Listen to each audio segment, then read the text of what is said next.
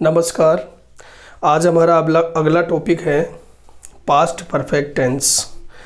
Tense हमारा topic चल रहा है जिसमें अपना आज का टॉपिक है पास्ट परफेक्ट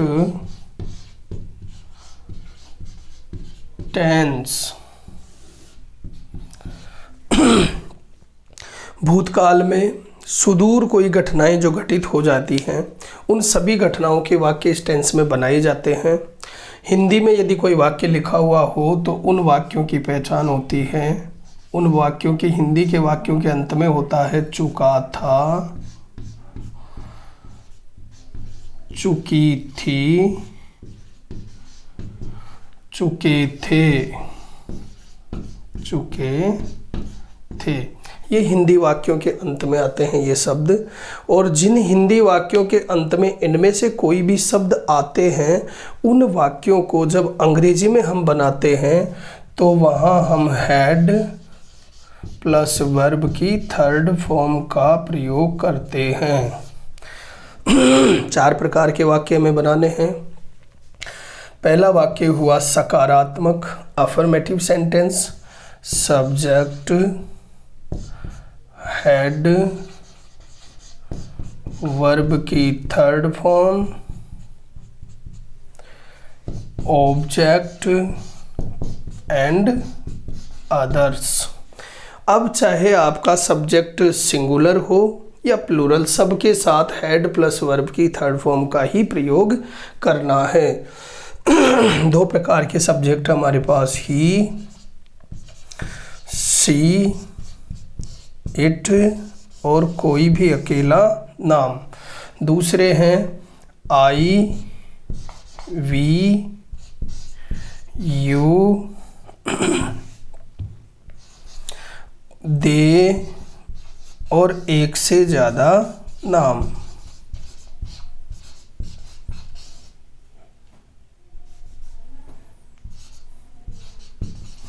चाहे सब्जेक्ट सिंगुलर हो चाहे प्लूरल हो, सबके साथ में हैड और जो वर्ब आप लिखो वो वर्ब की third form he had gone. She had cooked food. इस तरह से जो भी आप वर्ब लिखोगे उसकी तो थर्ड फॉर्म लिखनी है। और हैड हेल्पिंग वर्ब केवल हैड का प्रयोग करना है सबके साथ। इसीलिए मैंने आपसे कहा था, फिर कह रहा हूँ कि आप जो हैं मेन वर्ब याद करें, फाइनिट वर्ब याद करें और उसकी 4 फॉर्म आप याद करें। सब जो बाकी सारा मैटर सेंटेंस में होता है। अब जब वर्ब आपके पास है तो इजीली आप वाक्य बना सकते हैं। या जैसे वाक्य हिंदी में लिखा हुआ आता है तो उस वाक्य में जो क्रिया है उसका अंग्रेजी आपको मालूम होना चाहिए। जैसे उदाहरण के लिए मैं गाना गा चुका हूँ, यहाँ लिख लेते हैं मैं गाना गा चुका था। सॉरी, मैं चुका हूँ बोल चुका, पहले चुका था। मैं गाना गा चुका था। तो आई हैड, सूत्र के अनुसार चलेंगे हम। सूत्र है मैं सबसे पहले सब्जेक्ट है मैं मीन्स आई, और आई के साथ क्या लगेगा, हैड हमने लगा दिया। वर्ब हमारी क्या है, गा चुका था, तो वर्ब की थर्ड फॉर्म होगी सिंग, सैंग, संग। आई हैड संग, अब क्या गा चुके थे, ए सॉन्ग। इस तरह से कोई भी वाक्य आपको हिंदी में मिले उसको आपको अकॉर्डिंग टू सब्जेक्ट सबके साथ हैड लगेगी और वर्ब की थर्ड फॉर्म लगेगी। चाहे कोई भी क्रिया हो, याद आपको क्रियाएं करनी है। क्रियाएं हमेशा आपको याद रखनी है, तब जाकर के आप वाक्य बना पाओगे। बाकी लगभग जो वाक्य में होता है वो आपके पास पहले से ऑलरेडी मौजूद होता है, केवल क्रिया आपको याद करनी है। इसलिए बार बार मैं जोर दे रहा हूँ इस पर। अब यदि मान लीजिए इसका नकारात्मक वाक्य बनाएं तो हम सब जानते हैं कि किसी भी सकारात्मक वाक्य को यदि हम नकारात्मक में बदलते हैं तो उस वाक्य में subject plus had plus not verb की third form, object and others. किसी भी सकारात्मक वाक्य को नकारात्मक में बदलने के लिए उसकी मुख्य क्रिया से पहले नोट लगा दीजिए। बार बार मैंने आपको बताया है, फिर से बता रहा हूँ, यही आपको ध्यान रखना है। तो देखिए मैं गाना गा चुका था, उसका नकारात्मक बनेगा मैं गाना नहीं गा चुका था, यहाँ केवल नहीं लग जाएगा। सब्जेक्ट हमारा आई के साथ भी क्या लगेगा, हैड। नोट हमारे पास मौजूद है सूत्र के अनुसार। वर्ब है संग a song, I had not संग ए सॉन्ग। इस तरह से ये बन गया आपका वाक्य। किसी भी सकारात्मक वाक्य को प्रश्नवाचक वाक्य में बदलें तो उसकी केवल सहायक क्रिया को पहले रख दीजिए, सब्जेक्ट से पहले रख दीजिए।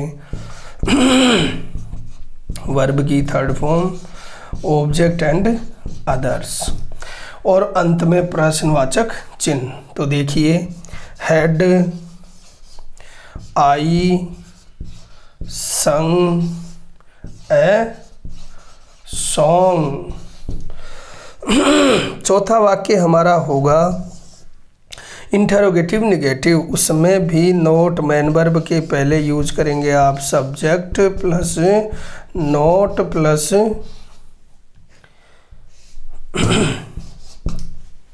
प्लस वर्ब की third form, object and others, प्रश्नवाचक चिन्ह। हैड आई नॉट संग ए सॉन्ग। इस प्रकार आप ये 4 प्रकार के वाक्य बना सकते हैं। प्रत्येक टेंस में हमें ये 4 ही प्रकार के वाक्य बनाने। एक वाक्य हिंदी में लीजिए, उसके चारों हिंदी में बनाइए। जैसे मैं गाना गा चुका था, मैं गाना नहीं गा चुका था, क्या मैं गाना गा चुका था, क्या मैं गाना नहीं गा चुका था। अब आप लोग सोच रहे होंगे कि केवल क्या से ही बना रहे हैं। आगे हम जब पढ़ेंगे तो एक टॉपिक आएगा फ्रेमिंग क्वेश्चन, प्रश्न का निर्माण करना, कैसे प्रश्न निर्माण किया जाता है, उसमें मैं बताऊंगा आपको।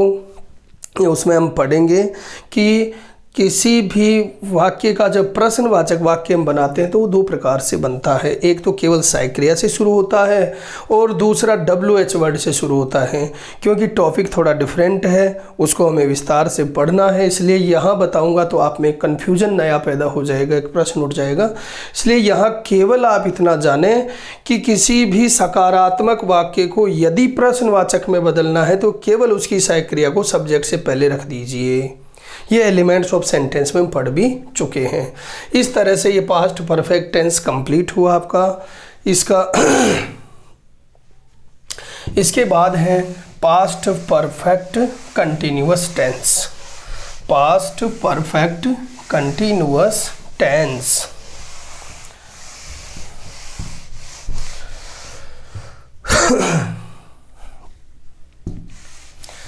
जितने भी परफेक्ट कंटिन्यूअस टेंस हैं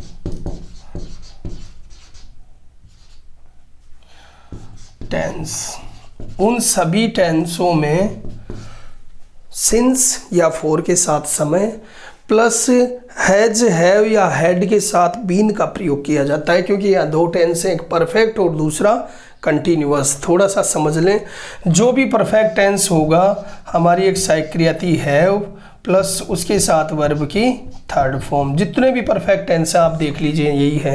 हैव का विस्तार है हैव, हैज और हैड, ये इसकी पूरी फैमिली है। हैव, हैज और हैड, हैव से संबोधित करते हैं तीनों को, इनके साथ वर्ब की थर्ड फॉर्म। और कंटिन्यूअस जितने भी टेंस हैं उनमें लगता है बी प्लस वर्ब की फर्स्ट फॉर्म में ING।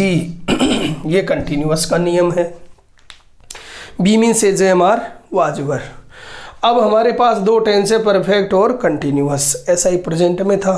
तो जितने भी परफेक्ट कंटिन्यूअस टेंस होते हैं, क्योंकि टेंस में हम ये बात नॉन फाइनिट में मैंने आपको पढ़ाई थी कि एक टेंस में या एक वाक्य में एक ही टेंस के नियम का पालन किया जा सकता है, एक सब्जेक्ट और एक फाइनिट वर्ब होती है, उसके अलावा जितनी भी वर्ब होती है उनको किस में बदला जाता है, नॉन फाइनिट। तो हमारा जो ये बी है, बी इसका मतलब होता है इज, एम, आर, वॉज, वर, ये इसका मतलब होता है। और इनके साथ हमेशा वर्ब की फर्स्ट फॉर्म में आईएनजी ही आता है। लेकिन इस बी का भी एक नॉन फाइनिट रूप होता है, बी, बीइंग और बीन। पहले से जो लोग जानते हैं, पढ़े हैं, वो लोग तो जान ही गए होंगे कि इनका प्रयोग कहाँ कहाँ करते हैं। नहीं जानते हैं तो इनका प्रयोग मैं भी बता देता हूँ और आगे हम करते भी रहेंगे। बी का प्रयोग तो जहाँ भी आवश्यकता होगी वर्ब की फर्स्ट फॉर्म का, वहाँ इसका प्रयोग करेंगे।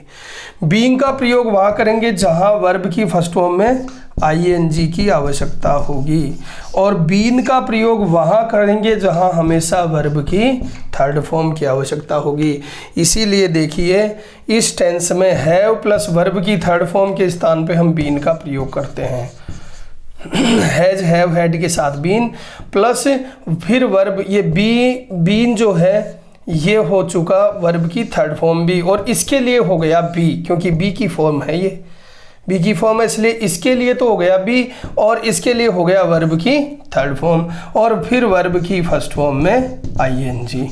इस तरह से हैज, हैव, हैड के साथ बीन प्लस वर्ब की फर्स्ट फॉर्म में आईएनजी का प्रयोग हम सभी परफेक्ट कंटिन्यूअस टेंसों में करते हैं, चाहे वो प्रेजेंट हो, पास्ट हो या फ्यूचर हो। फ्यूचर आगे देखेंगे।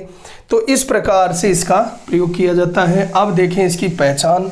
जिन हिंदी वाक्यों के अंत में से रहा था, से रही थी, से रहे थे, मतलब भूतकाल में कभी कोई कार्य शुरू हुआ हो और उसके अंत होने का कोई प्रमाण न हो, तो उन सभी वाक्यों को पास्ट परफेक्ट कंटिन्यूअस टेंस में बनाया जाता है। पहचान है से रहा था, से रही थी, से रहे थे।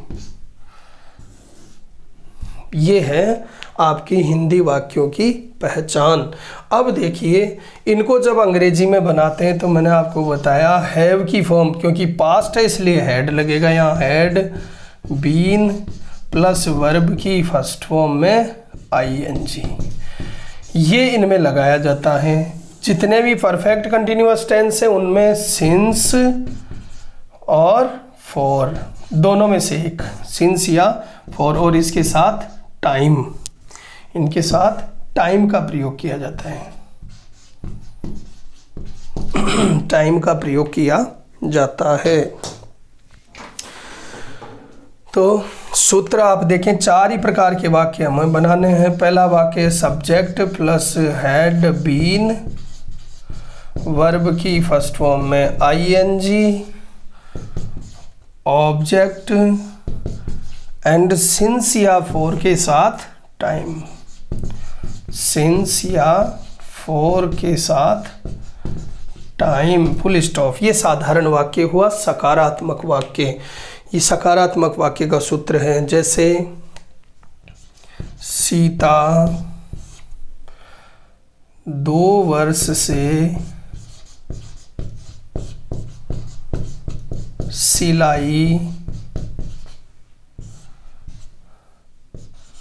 कर रही थी। से कर रही थी, से रही थी मतलब पास्ट में शुरू हुआ, पास्ट में इसके खत्म होने का, कार्य के समाप्त होने का कोई प्रमाण नहीं है। 2 वर्ष से सिलाई कर रही थी, समाप्त कब हुआ कार्य इसका कोई पता नहीं। देखो शायद हो सकता है आज भी चल रहा हो। सीता, सूत्र के अनुसार चलें, सब्जेक्ट के स्थान पे लिख दिया सीता, उसके बाद लिखना आपको हैड बीन, कहीं पूछने की जरूरत नहीं है, हैड बीन डायरेक्ट उतार दो, हैड बीन। अब वर्ब है सिलाई करना, सिलाई करने को कहते हैं स्टिच, STITCH, और उसमें लगाना है आपको ING। Sita had been stitching. अब समय वर्ब हो गई, ऑब्जेक्ट इसमें कुछ है ही नहीं दिया हुआ, तो सिंस या फॉर के साथ टाइम। अब 2 वर्ष एक अवधि है, पीरियड ऑफ टाइम। मैं हम बता चुका हूँ पहले ही प्रेजेंट परफेक्ट कंटिन्यूअस टेंस में कि समय जो है वो 2 प्रकार का होता है, एक पॉइंट ऑफ टाइम, दूसरा पीरियड ऑफ टाइम। ये पीरियड ऑफ टाइम है। पॉइंट ऑफ टाइम उसको कहेंगे जिसके शुरू होने का पॉइंट का नाम हो, वो पॉइंट ऑफ टाइम होता है। और जहाँ नाम न हो, केवल डायरेक्ट दिया हुआ हो एक अबाउट अवधि, तो उसके लिए फॉर का प्रयोग किया जाता है। फॉर 2 years, 2 वर्ष है ना, 2 years, 2 वर्ष से सिलाई कर रही थी। Sita had been stitching for 2 years। इस प्रकार से इसका प्रयोग किया जाता है। ये हुआ सकारात्मक वाक्य।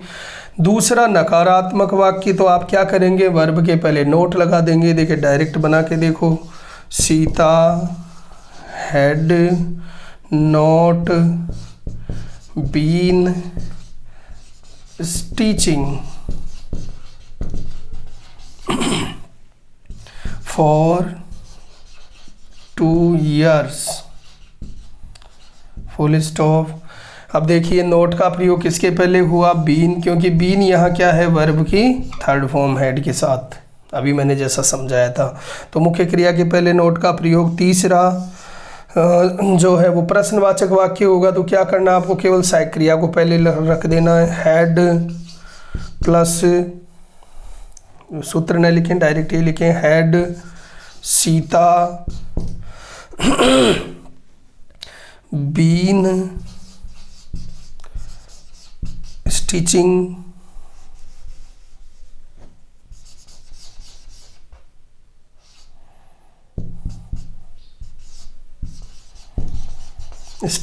फॉर 2 years, प्रश्नवाचक चिन्ह। और चौथा जो वाक्य है वो होगा आपका, had Sita not been stitching for 2 years। इस प्रकार से ये आपके चारों वाक्य हो गए। सूत्र मैंने एक ही आपको बनवाया है, इस एक सूत्र से चारों सूत्र आपको बनाने हैं। यदि प्रॉब्लम आए तो आप कमेंट के माध्यम से पूछेंगे।